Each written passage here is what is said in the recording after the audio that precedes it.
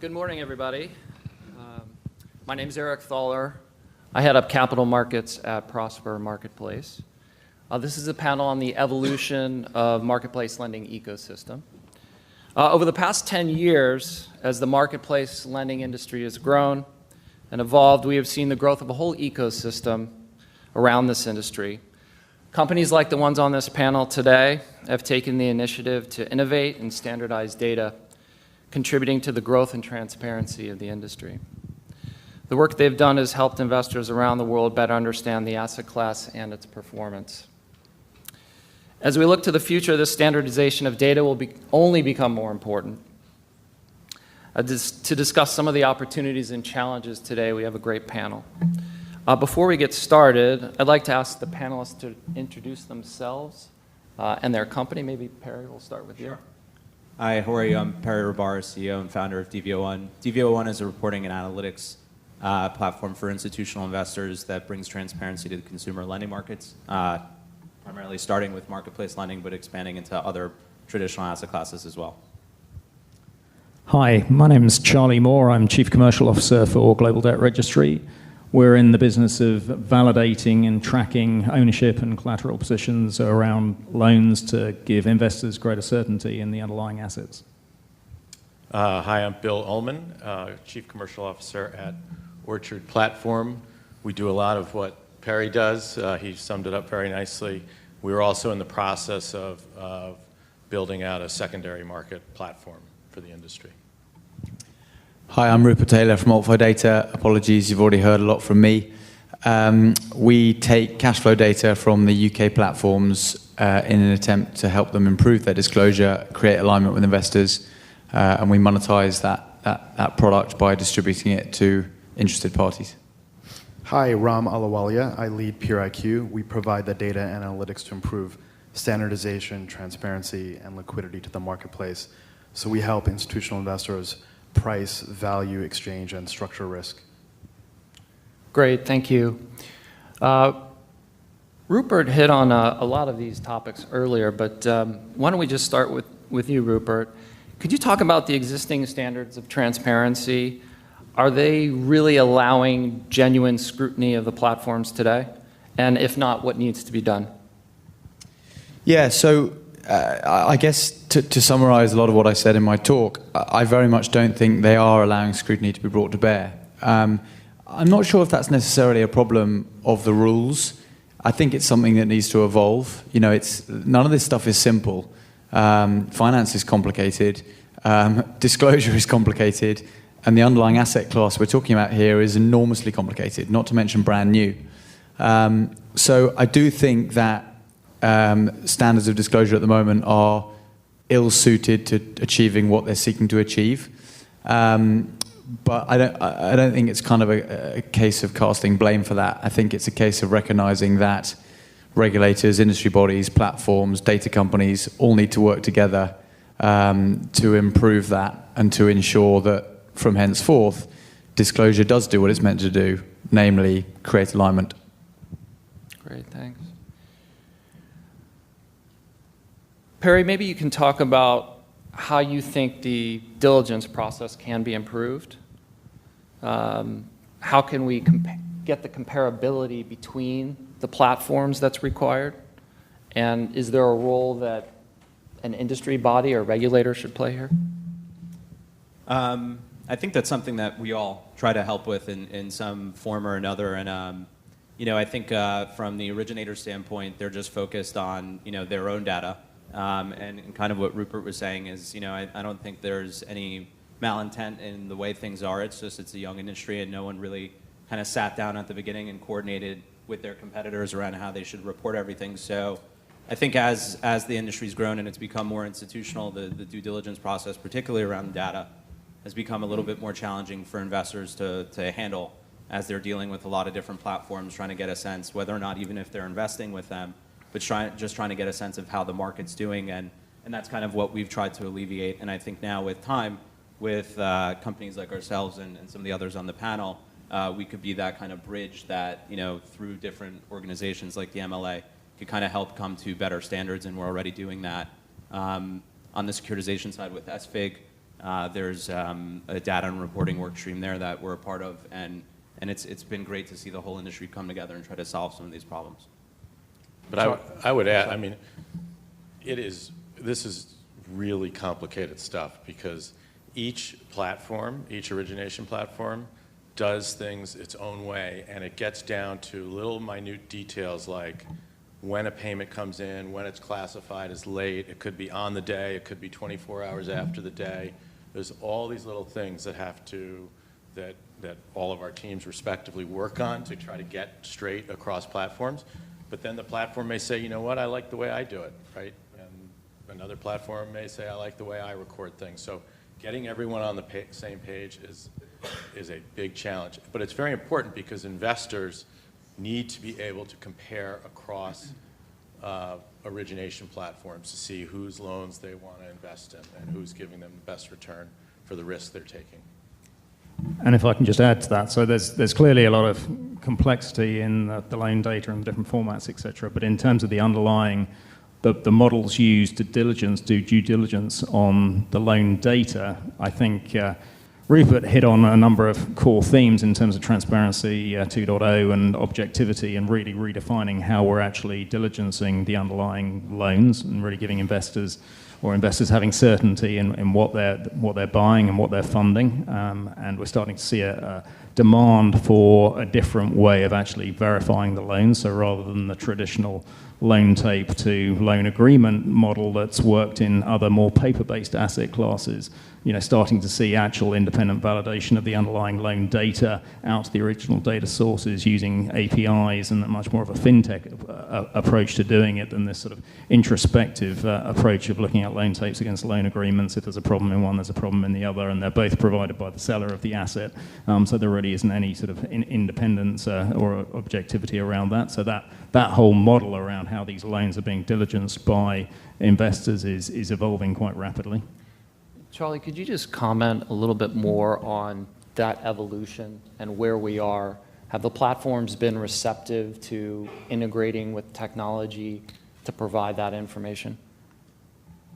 I think we're still at pretty early stages of that, and clearly the events of Q2 raised awareness as to quite how easy it was for a loan tape or a loan application to be the information to be manipulated. So I think the risk guys in the larger investors and investment banks have found a voice and have got a data point to point towards in terms of why we need a different way to do this. So I would say it's early days, and I think there's an increased recognition of that. The rating agencies are clearly aware of that, and I think that's sort of a key point that we all need to embrace as we look towards the securitization market. And similarly, I think the large investors, the pension funds, et cetera, to get involved around the securitization market, will look for greater certainty and transparency that all of this loan data going into these portfolios is actually accurate and true, and not just this traditional verification method which we've seen historically.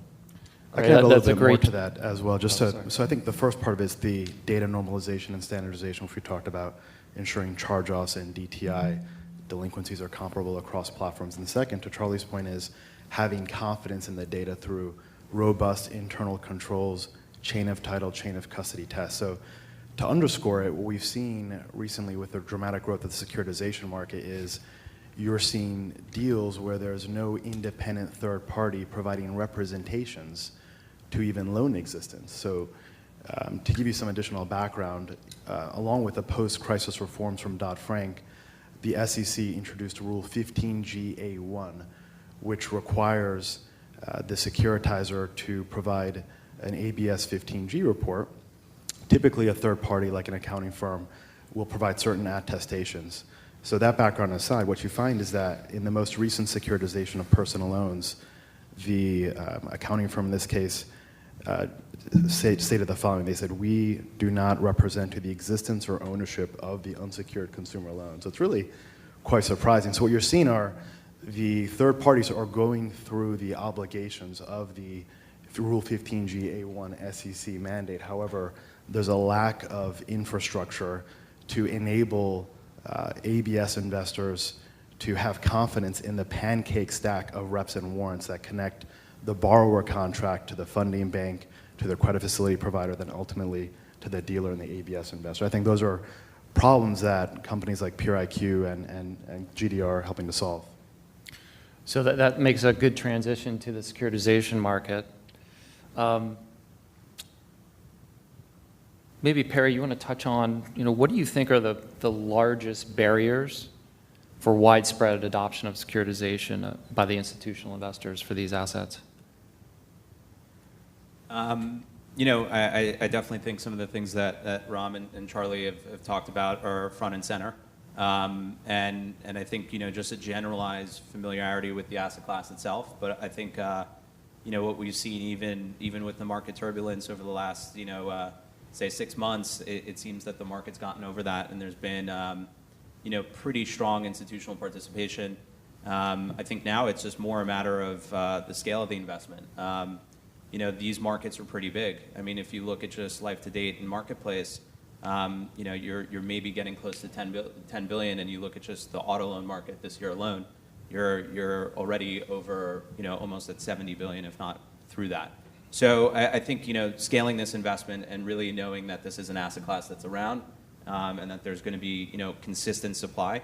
I think some companies have done a really good job with that with their securitization programs. Others are getting that off the ground now. And then there's, something that we've specifically tried to tackle, which is, all the transparency issues that come up, to closing, and then transparency,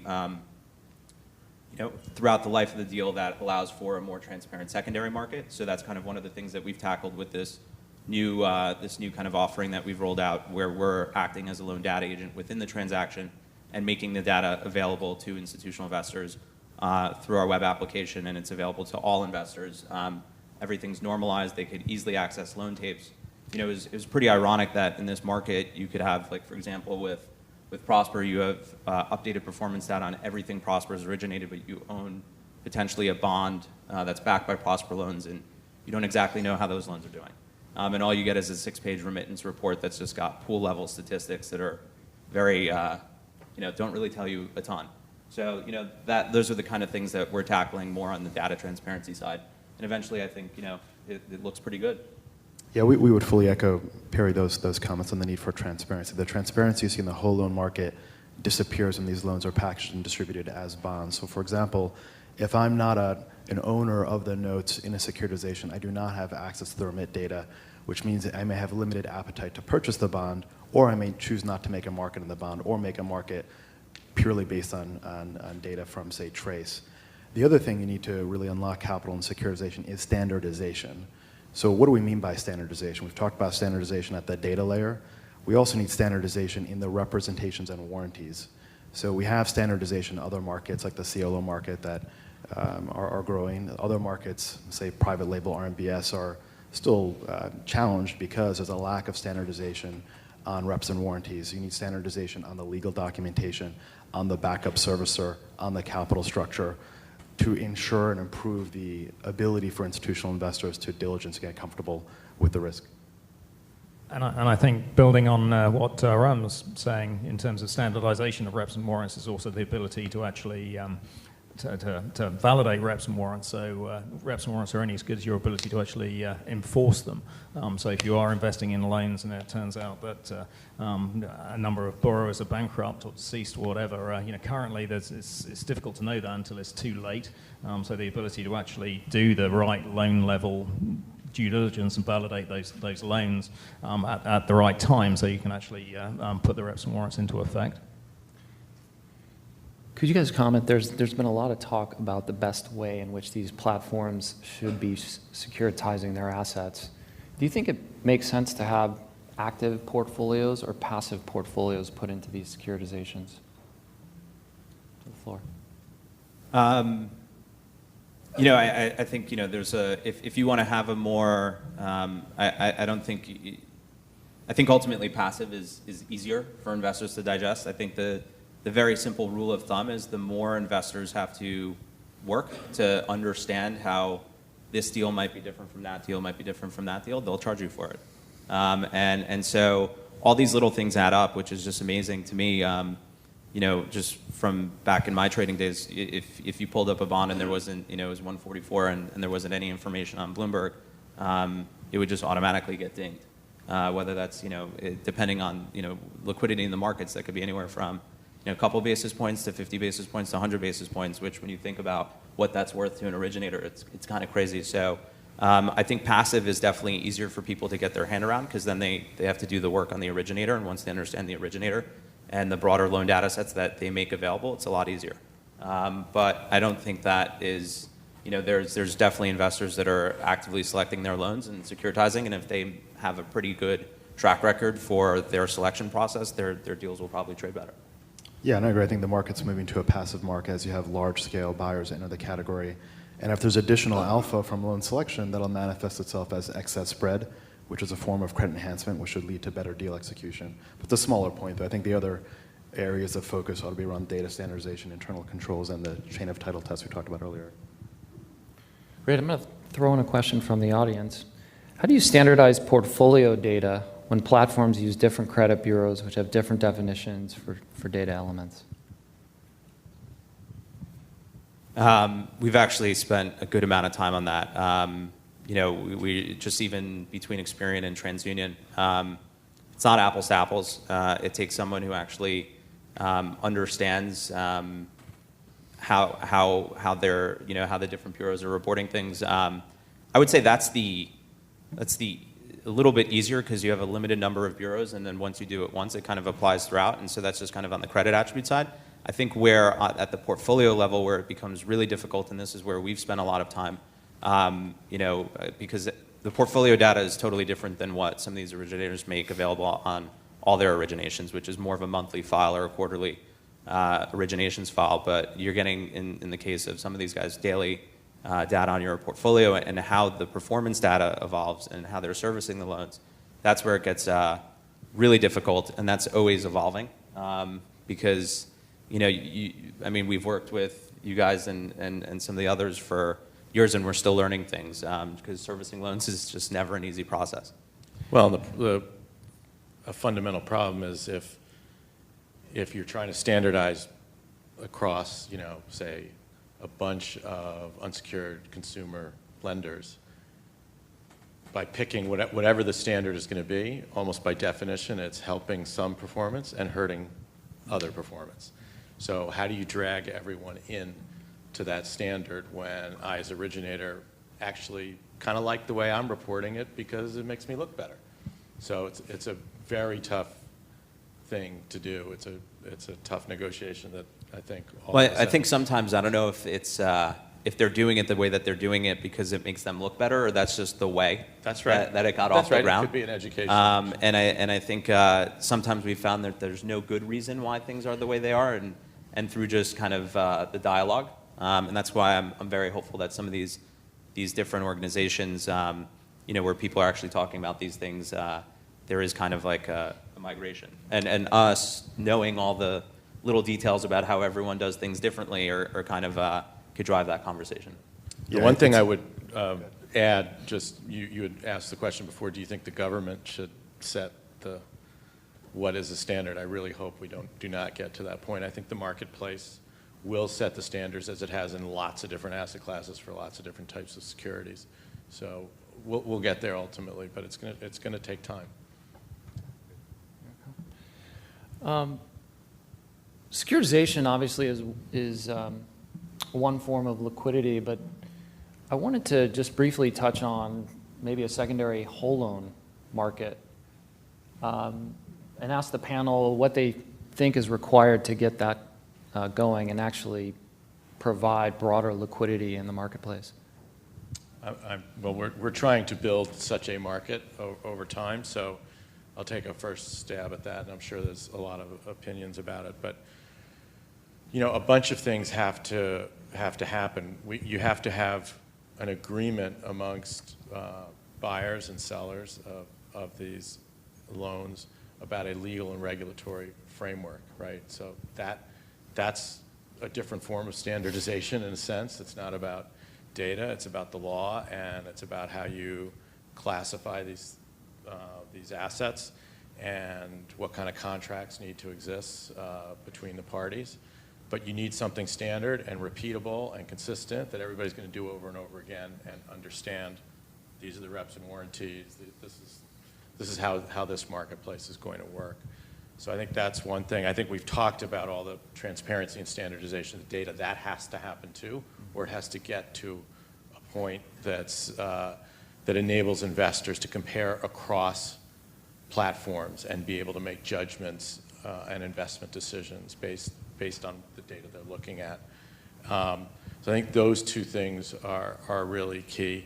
And then I think you really need, I would say, from the originator side of the market, there has to be a widespread understanding of the benefits of there being a true marketplace for these loans. I don't think we're there yet. I think some originators are really in favor of it. Some kind of are resistant about it. And so we'll just have to work to educate people about the benefits of a market and what it means for all of us.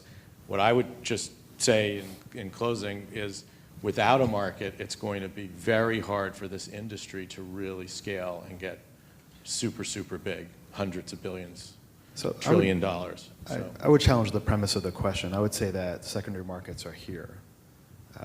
There was a large sale of lending club loans, $900 million in size. We see 6 to 10 portfolios exchange. They're coordinated by the platforms directly each month. And also, securitization is a natural path for liquidity. That's how you seek liquidity in other credit asset classes. So I think when people talk about secondary markets, what they really mean is a centralized exchange where you do not require the cooperation or coordination with the platform. And what I'd like to see, and this is certainly not an area we focus on, I know Bill, you are, and maybe it's a topic for another panel, is what's the argument to the platform? We saw with the Chai transaction that when you have secondary transactions that do not coordinate with the platform, that can potentially undermine the whole loan primary market, and there's a need for cooperation there. And adding liquidity in the whole loan market creates also mark-to-market volatility. So it's not a straightforward case. I think there certainly is a case to be had for improving tools and transparency and improving liquidity. Fully grant that, but it's not an obvious case, and there are secondary transactions that happen all the time.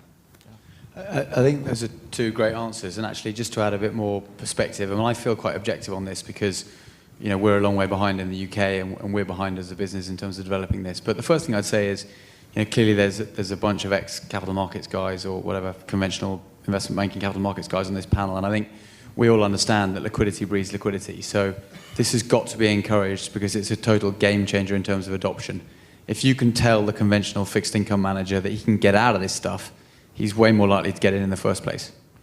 I think the second point that as a slightly detached observer I would make is it seems compelling to me that this is where blockchain should be involved, because the idea that this tech-enabled progressive marketplace that we're building shouldn't be facilitated in part by a new technology like that, which is all about transparency, is all about disintermediating, is all about reducing cost, and would clearly serve a massive purpose in terms of allowing it to take off. And it feels to me like all of these businesses, if they're not already exploring it, should be thinking about partnering with companies in that area. Yeah, and I would echo what Rupert said there in terms of sort of supporting this with blockchain or other sort of risk infrastructure to ensure there's sort of certainty of the transactions and changes of ownership and rights associated with any sort of secondary market evolution. Yeah. So we spent the majority of the panel talking about the institutional marketplace. I'm wondering if any of the panelists have a comment on an application of what you're doing for the retail market. In the previous panel, we talked about the importance of retail capital. How can the companies here on this panel help the retail investor? Well, I think one of the really interesting developments this year that has kind of been talked about, but it's been a little quiet, is that there are 3 40 Act funds out there now. And you have Stone Ridge, I think they're at $1 billion plus. River North was declared effective 2 weeks ago. They're out there running around talking to RIAs. And the Van Eck Coastland Fund will probably be declared effective within the next 2 weeks or something like that. So you're going to have a connection back to the retail investor through professional management. Obviously, there's fees involved in that. But, and all of us who are doing transparency, data, standardization, all that work, and others out there, Duff that does valuation work, are all very helpful in these funds, being able to fund managers figuring out what they own, what's the loss rates, what's all, and kind of what the portfolio is worth.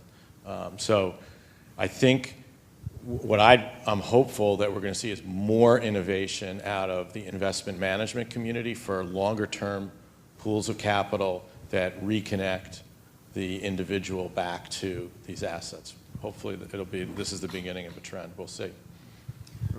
I love this question because it fundamentally makes me at least uncomfortable, which means it must be a good question, because I think the reality is we're all sitting here and we know that we have a product which we need to monetize, and it's clear that monetizing that is much more likely to be done via banks and institutions that can actually pay for the data and the research we're producing.